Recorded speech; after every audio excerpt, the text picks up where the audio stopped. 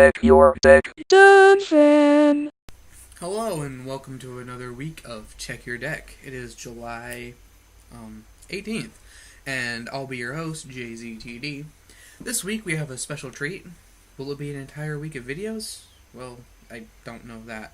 What I do know is that you'll get a first-hand account and one of my ideas that are usually doomed from the beginning.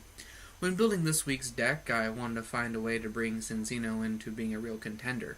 The speed is there, it has a lot of power, and with plus powers it's able to one-hit a lot of things, but from my experience, it just can't keep up with the likes of Reshiram and Zekrom. They just hit too fast and too hard. To fix this, I'm going to rely on my opponent to do some of the work for me. Cue Ampharos. This guy has a great Pokebody called Conductivity, and what it does is, every time your opponent attaches an energy card from their hand to a Pokemon, they get a damage counter put on them. With just one of these on your bench after one turn, a Reshiram will be down to a plus power one-hit KO.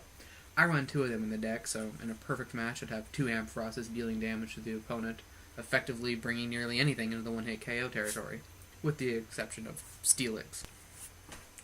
One thing my Cinccino decks have always lacked was a consistent draw engine. I've tried pairing him with Magnezone before, but find myself relying completely on Magnezone, leaving Cinccino standing around with nothing to do. So this time around, I'm pairing him with Ninetales. Since Cinccino is colorless, I stack the deck with Fire Energy so I can use Roast Reveal. There are also a few Lightning Energies in there, just in case I find myself in a position where I need to use Ampharos's attack Lightning Crutch, which isn't the best attack, doing either 80 damage or 40 plus discarding an energy from the defending Pokemon, depending on the coin flip, but it could come in handy in certain situations.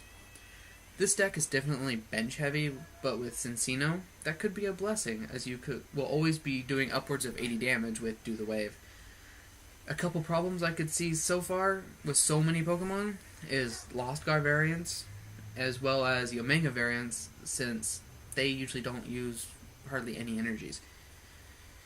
Since this is a relatively new idea to me, I haven't gotten the deck list hammered down into something I will keep from match to match, though this should be a good starting place with all the supporters and trainers being the standard affair of, Collector, Professor Elm, Professor Oaks, and a Flower Shop Lady for good measure. Alright, well, that about does it for today's episode, but check back tomorrow to see how my experiment is going. Could this setup be a contender, or will I be sent to the sideline utterly defeated? Only time will tell, and as always, please, if you have any idea for a deck of the week, send it to us in a comment, a message, signal flares, Morse code, binary code. If you speak Latin, send it to us in Latin. Anything, just get it to us. See you next time.